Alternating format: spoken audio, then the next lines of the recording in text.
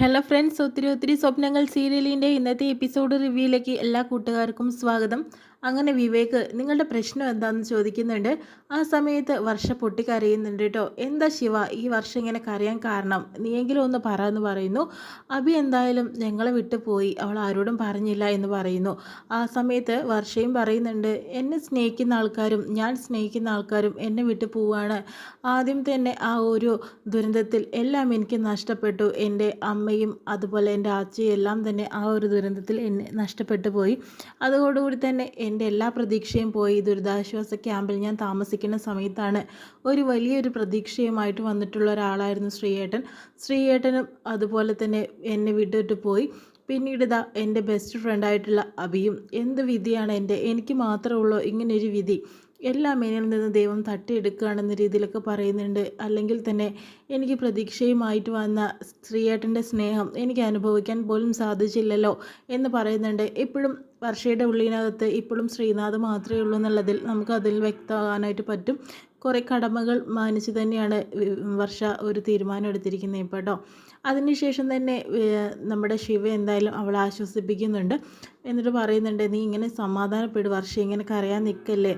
അതിനുശേഷം തന്നെ വിവേക് പറയുന്നുണ്ട്, ഇതൊക്കെ ഒരു കാര്യം നിനക്ക് അറിയാവുന്ന തന്നെയല്ലേ വർഷേ, ഒരുപാട് പ്രാവശ്യം ഇങ്ങനെ തന്നെ പറഞ്ഞുകൊണ്ടിരുന്നിട്ട് ഇനി എന്താ കാര്യം, താനൊന്ന് റിലാക്സ് ചെയ്യുമെന്ന് പറയുന്നു. ആ സമയത്ത് ശിവയാണെങ്കിലോ വർഷയെ ഒന്ന് പുറത്ത് കൊണ്ടുപോകാനായിട്ട് ശ്രമിക്കും വിവേകെ. കാരണം ഇവിടെ തന്നെ ഇരുന്നാൽ ഇവളുടെ മൈൻഡ് ആകെ പ്രശ്നമാകും എന്ന് പറയുമ്പോഴത്തേനും ഞാൻ എങ്ങോട്ടും ഇല്ല എന്ന് പറയുന്നുണ്ട്. അതൊന്നും പറഞ്ഞാൽ പറ്റില്ല, നമുക്കിന്നൊരു ബീച്ച് വരെ ഒന്ന് പോയിട്ട് വരാമെന്ന് പറയുന്നു. അങ്ങനെ വർഷം സമ്മതിക്കുന്നു. പക്ഷേ പിന്നെ ഒരു കാര്യം എന്ന് വെച്ചിട്ടുണ്ടെങ്കിൽ രാഹുലാണെങ്കിൽ എന്തോ ഒരു ഗാഢമായ ചിന്തയിൽ തന്നെയാണ് കേട്ടോ. വീടൊക്കെ വൃത്തിയാക്കുന്നുണ്ട് സമയത്തും ചിന്തയിലൂടെ തന്നെയാണ് രാഹുൽ നിൽക്കുന്നത്. പെട്ടെന്ന് അഞ്ചു വന്നിട്ട് വെള്ളം ചോദിച്ചിട്ടുണ്ടായിരുന്നു രാഹുൽ. അങ്ങനെ രാഹുൽ വെള്ളം എന്ന് പറയുമ്പോൾ രാഹുൽ പെട്ടെന്ന് ഞെട്ടുന്നുണ്ട്. നീ എന്തിനാ ഇങ്ങനെ ഞെട്ടുന്നത്?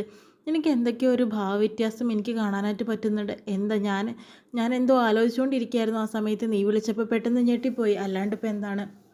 അല്ല, നീ പിന്നെ എന്താ ആലോചിച്ചത്? അപ്പോൾ തന്നെ ചോദിക്കുന്നുണ്ട്, നിൻ്റെ ഫ്രണ്ട്സിനെ കുറിച്ച് എനിക്ക് ആലോചിക്കേണ്ട കാര്യമൊന്നും ഇല്ലല്ലോ, പിന്നെ എന്താ നീ ഇങ്ങനെ ചിന്തിച്ചുകൊണ്ടിരിക്കുന്നത്? എനിക്ക് മനസ്സിലാവുന്നില്ല. ഞാനൊരു കാര്യം നിന്നോട് ചോദിക്കട്ടെ, വിവേക് വയനാട്ടിലേക്ക് പോയി എന്ന് പറഞ്ഞത് സത്യം തന്നെയാണോ എന്ന് ചോദിക്കുന്നുണ്ട്. അങ്ങനെ തന്നെയാണ് പറഞ്ഞത്, എന്തായാലും വിവേക് പോയിട്ടുണ്ടാവും, കാര്യങ്ങൾ മനസ്സിലാക്കി പറഞ്ഞിട്ടുണ്ടാവും എന്ന് പറയുന്നു. അത് മാത്രമല്ല എനിക്ക് തോന്നുന്നത് വിവേക് അവിടെ പോയിട്ടുണ്ടാവും എന്നുള്ളത് സംശയമാണ്. കാരണം നിങ്ങളൊന്നും അറിയാത്തൊരു മുഖം വിവേകിനുണ്ട്, ഞാൻ മനസ്സിലാക്കിയിട്ടുണ്ട്. പക്ഷേ അതൊന്നും നിങ്ങൾക്കിപ്പോൾ മനസ്സിലാവില്ല, അത് കുറച്ചും കൂടി കഴിയേണ്ടി വരും. എന്തൊക്കെയാണ് ഈ പറയുന്നത്? വിവേകിന് ഒരു മുഖവും രണ്ട് മുഖമൊന്നുമില്ല, അവനുള്ള മുഖം തന്നെയുള്ളൂ. അവനെ ഞങ്ങൾക്ക് മനസ്സിലായിട്ടുണ്ടെന്ന് പറയുന്നുണ്ട്. അത് നിങ്ങളുടെ വെറും തെറ്റിദ്ധാരണ മാത്രമാണ്. ഒരു പക്ഷേ ശ്രീനാഥ് തിരിച്ചു വന്നാൽ ഉടനെ തന്നെ വിവേകും നമ്മുടെ വർഷയും ശ്രീനാഥും തമ്മിലുള്ള വിവാഹം നടക്കുന്നത് വിവേകിന് നല്ലപോലെ അറിയാം. കാരണം ശ്രീനാഥിനെ ഒരിക്കലും വർഷ വിട്ട് കളയില്ല എന്നുള്ളത് വിവേകിനറിയാം. അതുകൊണ്ട് തന്നെ അയാൾ അകറ്റി നിർത്താൻ വേണ്ടിയിട്ട് എന്തെങ്കിലും പ്ലാൻ ചെയ്തിട്ടുണ്ടെങ്കിലോ? ഈ വിവേകിനെ നിങ്ങൾ കണ്ണടച്ച് വിശ്വസിക്കേണ്ട യാതൊരു കാര്യമില്ല. അയാൾക്ക് മറ്റൊരു മുഖമുണ്ട്, കുറച്ച് കഴിയുമ്പോൾ നിങ്ങൾക്കത് മനസ്സിലാകും എന്ന രീതിയിൽ പറയുന്നു കേട്ടോ. രാഹുലിൻ്റെ ഈ വാക്കുകളിൽ എന്തോ ഒരു കള്ളത്തരം ഒളിഞ്ഞിരിക്കുന്നത് പോലെ തോന്നുന്നു. നല്ലൊരു സംശയം പോലെ നമുക്കും തോന്നും. കാരണം രാഹുലിന് എന്തൊക്കെയോ അറിയുന്നത് പോലെയൊക്കെ തോന്നുന്നുണ്ട് കേട്ടോ. അത് പറയുമ്പോൾ അഞ്ചും കുറച്ച് ചിന്തിക്കുന്നൊക്കെ ഉണ്ട്. പിന്നീടാണെങ്കിലോ നമ്മുടെ വിവേക് വർഷയും കൊണ്ട് ബീച്ചിലേക്ക് വരുന്നുണ്ട്. എന്നൊരു ജ്യൂസൊക്കെ മേടിച്ച് കൊടുക്കുന്നുണ്ട്. അതിനുശേഷം തന്നെ വർഷയോട് കുറച്ച് സംസാരിക്കുന്നൊക്കെ ഉണ്ട്. അതിന് ശേഷം തന്നെ വർഷയോട് കാര്യങ്ങൾ ചോദിക്കുന്ന സമയത്ത് വിവേക്, എനിക്കൊരു കാര്യം അറിയണം, എനിക്ക് ശ്രീയേട്ടനെ ഒന്ന് കാണണമെന്നുണ്ട്, എനിക്കൊന്ന് കണ്ടാൽ മാത്രം മതി, എന്നെ ഒന്ന് കാണിക്കൂ എന്ന് ചോദിക്കുന്നു കേട്ടോ. വർഷയോട് ഇപ്പോൾ ശ്രീനാഥ് എവിടെയുണ്ടെന്ന് പറയേണ്ട ആവശ്യമില്ല, അവൾ ആകെ പ്രശ്നത്തിലാവും.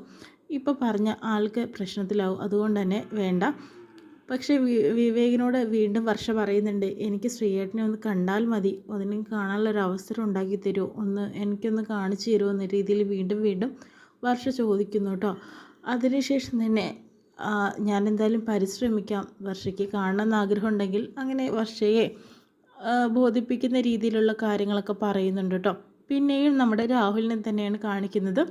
രാഹുലാണെങ്കിലോ ഒരു ട്രാവൽസ് നടത്തിയിട്ടുണ്ടായിരുന്നല്ലോ ഇപ്പം. അതിനുശേഷം തന്നെ അഞ്ചു പച്ചക്കറിയൊക്കെ വാങ്ങിയിട്ട് വരുന്നു. അതിനുശേഷം തന്നെ നീ പച്ചക്കറിയൊക്കെ മേടിച്ചിട്ട് വന്നോ, നീ എന്തിനാ എപ്പോഴും ഇപ്പം മാസ്ക് ഇട്ടുകൊണ്ട് നടക്കുന്നേ, ഇപ്പോൾ ഇവിടെ നല്ല പൊടിയല്ലേ, അത് കാരണമാണെന്ന് പറയുന്നു. പിന്നെ എന്തായി നിൻ്റെ ജോലിയുടെ കാര്യങ്ങളെല്ലാം തന്നെ, നിൻ്റെ ട്രാവൽസ് എന്താ ഇപ്പോൾ വർക്ക് ചെയ്യുന്നില്ലേ എന്ന് ചോദിക്കുന്നുണ്ട്. ആ സമയത്ത് പിന്നല്ലാതെ നീ എത്ര ദിവസമായി അങ്ങോട്ട് പോയിട്ട്, അത് പൂട്ടിയല്ലേ എന്ന രീതിയിൽ പറയുന്നു കേട്ടോ. അപ്പോഴത്തേനും രാഹുൽ ആകെ ഞെട്ടുന്നുണ്ട്. എന്തൊക്കെയാണ് അഞ്ജു ഈ പറയുന്നത്? ഞാനെല്ലാം മനസ്സിലാക്കിയിട്ടാണ് വരുന്നത്. നീ എന്തൊക്കെയാണ് കാണിച്ചു കൂട്ടുന്നത്? നീ പറഞ്ഞതുപോലെ അല്ലല്ലോ ഇപ്പോൾ പ്രവർത്തിക്കുന്നത്. എന്നോട് നീ കള്ളങ്ങൾ പറയാൻ തുടങ്ങിയല്ലേ? എന്തൊക്കെയോ പ്രശ്നം നിൻ്റെ മനസ്സിലുണ്ടെന്ന് പറയുന്നു. എൻ്റെ മനസ്സിൽ ഒരുപാട് പ്രശ്നങ്ങളുണ്ട്. തല പുകഞ്ഞിട്ടാണ് ഞാൻ നിൽക്കുന്നത്. നീ എന്നോട് അധികം സംസാരിക്കേണ്ട അഞ്ജു എന്ന് പറയുന്നു. നീ എന്തൊക്കെയാണ് പറയുന്നത്? എൻ്റെ ഫ്രണ്ട്സിന് മുന്നിൽ നിന്നെ എത്രമാത്രം പൊക്കിയാണ് ഞാൻ നിർത്തിയത്. ഇപ്പം നോക്കുക, നീ എന്തൊക്കെയാണ് കാണിച്ചു കൂട്ടിയിരിക്കുന്നത്. നീയും നിൻ്റെ ഒരു ഫ്രണ്ട്സും എപ്പോൾ നോക്കിയാലും ഇത് തന്നെ പറയാനുള്ളൂ നിനക്ക്. എൻ്റെ ഫ്രണ്ട്സിനെ തൊട്ട് കളിച്ചാലുണ്ടല്ലോ, നീ ഒന്ന് ചെയ്യൂടി എന്ന രീതിയിലൊക്കെ അഞ്ജുനോട് ചോദിക്കുന്നു കേട്ടോ. അഞ്ജുന് ദേഷ്യം വന്ന് പോകുന്നുണ്ട്. അങ്ങനെ പച്ചക്കറിയൊക്കെ എടുത്ത് വലിച്ചെറിയുന്നുണ്ട്. രാഹുലിൻ്റെ മനസ്സിലും എന്തൊക്കെയോ ഒരു പ്രശ്നങ്ങൾ ഇപ്പോഴും ഉണ്ട് കേട്ടോ. പിന്നെയാണെങ്കിൽ വിവേകും അതുപോലെ ശിവയും കൂടി സംസാരിക്കുന്നുണ്ട് കേട്ടോ. എന്തൊക്കെയോ വർഷയുടെ മനസ്സ് മാറ്റാൻ എന്താ ഇപ്പോൾ ഒരു വഴി? ശ്രീനാഥിനെ അവൾക്ക് കാണണമെന്നും അവളൊരു സംസാരിക്കണം എന്നൊക്കെയാണ് പറയുന്നത്. അങ്ങനെ ഒരു അവസരം കിട്ടുമോ? നിങ്ങളുടെ വിവാഹം നടക്കണമെങ്കിൽ ശ്രീനാഥിൻ്റെ അനുവാദം വേണം. എന്നാലേ നിങ്ങളുടെ വിവാഹം നടക്കുള്ളൂ എന്ന് തന്നെ വർഷ പറഞ്ഞിരിക്കുന്നത്. ശ്രീയുടെ അനുവാദമില്ലാതെ നിങ്ങൾ രണ്ടുപേരും വിവാഹിതരാവില്ല എന്ന് പറയുന്നു ശിവ. അപ്പോൾ എന്താ ചെയ്യേണ്ടത്? ശ്രീനാഥിനെ കൊണ്ടുവരണം, അല്ലെങ്കിൽ അതിൻ്റെ സമ്മതം അറിയിക്കുകയും വേണം. ഇനിയിപ്പോൾ എന്താ വഴിയെന്ന് ചോദിക്കുമ്പോഴത്തേനും ശ്രീനാഥിന് എവിടെയുള്ളതെന്ന് എനിക്കറിയാമെന്ന് പറയുന്നു. വിവേകിന് അറിയാമെന്നോ? അതെന്താ അങ്ങനെ പറയുന്നത്? ഞാൻ ശ്രീനാഥിനെ കണ്ടു, പക്ഷേ ശ്രീനാഥ് ഒരിക്കലും ഇങ്ങോട്ട് വരില്ല. പക്ഷേ ഇനിയിപ്പോൾ എന്താ ചെയ്യേണ്ടത്? നിങ്ങളുടെ വിവാഹം നടത്തണമെങ്കിൽ ശ്രീനാഥ് വേണം എന്ന് പറയുന്നു. ഇത്രയും ദിവസമായിട്ടും വിവേക് എന്താ അത് വർഷയോട് പറയാഞ്ഞത്? അത് ശ്രീനാഥ് ഒരിക്കലും ഇങ്ങോട്ട് വരില്ല എന്ന് പറഞ്ഞു, അതുകൊണ്ടാണ് എന്ന് പറയുന്നുണ്ട്.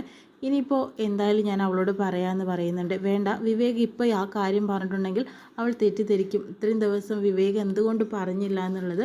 അത് വേണ്ട, എവിടെയാണെന്നുള്ളത് അറിഞ്ഞിട്ടുണ്ടെങ്കിൽ ഞാനും വർഷയും പോയി കണ്ടോളാം എന്ന് പറയുന്നു. അത് പ്രശ്നമാവില്ലേ? എന്ത് പ്രശ്നം? എനിക്കെല്ലാം അറിയുന്നതാണ് അവളുടെ വിചാരം. അപ്പോൾ തന്നെ ഞാൻ അവനെ കണ്ടെത്തി എന്ന് വിചാരിച്ചോളൂ. അങ്ങനെ ഞാനും അവളിനെയും പോയി കണ്ടോളാം എന്ന രീതിയിൽ പറയുന്നുണ്ട് കേട്ടോ. അതിനുശേഷം രാത്രി ദോശ ചുട്ടുകൊണ്ടിരിക്കുന്ന സമയത്ത്, എന്താടോ ദോശയാണോ? തനിക്ക് ദോശ വേണ്ടേ എന്ന് പറഞ്ഞിട്ടുണ്ട്. തനിക്ക് വേണ്ടേ? എനിക്ക് വിശപ്പില്ലടോ. എന്നാൽ പിന്നെ ഫുഡ് ഉണ്ടാക്കലാട് നിർത്തിക്കോ. എന്തിനാ സ്റ്റവ് ഓഫ് ചെയ്തത്? എനിക്ക് കുറച്ച് കാര്യങ്ങൾ പറയുന്നുണ്ട്. എന്നെക്കുറിച്ച് തനിക്ക് എന്താ അഭിപ്രായം എന്ന് ശിവ ചോദിക്കുമ്പോൾ, വ്യക്തിപരമല്ല, എൻ്റെ പ്രൊഫഷണലെ കുറിച്ച് നല്ല എന്ത് കാര്യങ്ങളും ഇടയിൽ കണ്ടെത്തുന്ന ഒരു വ്യക്തിയാണെന്ന് എനിക്ക് തോന്നിയിട്ടുണ്ട്. എനിക്ക് എന്നോട് കുറിച്ച് കുറച്ച് കാര്യങ്ങൾ സംസാരിക്കണമെന്ന് പറയുന്നു. എന്താ പറയടോ? തനിക്ക് ശ്രീനാഥിനെ കാണണമെന്ന് നിർബന്ധമാണോ? എനിക്ക് കാണുന്നുണ്ട്. ശ്രീയേട്ടൻ എവിടെയാണെന്നുള്ളത് തനിക്ക് അറിയുമെന്ന് ചോദിക്കുന്നുണ്ട്. ഉണ്ടോ? എനിക്ക് കാണണമെന്ന് പറയുന്നു. ശ്രീനാഥ് ആലപ്പുഴയിലുണ്ട്, ഞാനത് കണ്ടെത്തിയിട്ടുണ്ടെന്ന് പറയുന്നു. എന്നാൽ നമുക്കിപ്പോൾ തന്നെ പോയാലോ? ഈ രാത്രിയോ രാവിലെ ആവട്ടെ, എന്നിട്ട് പോവാം. അപ്പോൾ ഇങ്ങനെ ശ്രീയേട്ടൻ എവിടേക്കെങ്കിലും പോയാലോ? ശ്രീനാഥ് ഇനി അവിടെ നിന്ന് ഒരിക്കലും എങ്ങോട്ടും പോവില്ല. ശ്രീനാഥനെ നമുക്ക് കാണാമെന്ന് പറയുന്നു. ആ സമയത്ത് വർഷ ആ ഒരു കാര്യം ആലോചിക്കുന്നുണ്ട്. ശ്രീനാഥ് പറഞ്ഞിട്ടുണ്ടല്ലോ, ഇനി ഒരിക്കലും വർഷ എന്നെ കാണാൻ വരരുത്, അതെൻ്റെ ഹെൽത്തിന് ആകെ പ്രശ്നമാവും എന്നുള്ളത്. അത് ചിന്തിച്ചുകൊണ്ടിരിക്കുന്നുണ്ട്. എന്നാലും വർഷയും അതുപോലെ ശിവയും ശ്രീയെ കാണാനായിട്ട് പോകുമെന്നുള്ളത് ഉറപ്പാണ്. സ്ത്രീ കാണിച്ചുകൊണ്ടിരുന്നത് എപ്പിസോഡ് വിശേഷം കഴിയുന്നത്.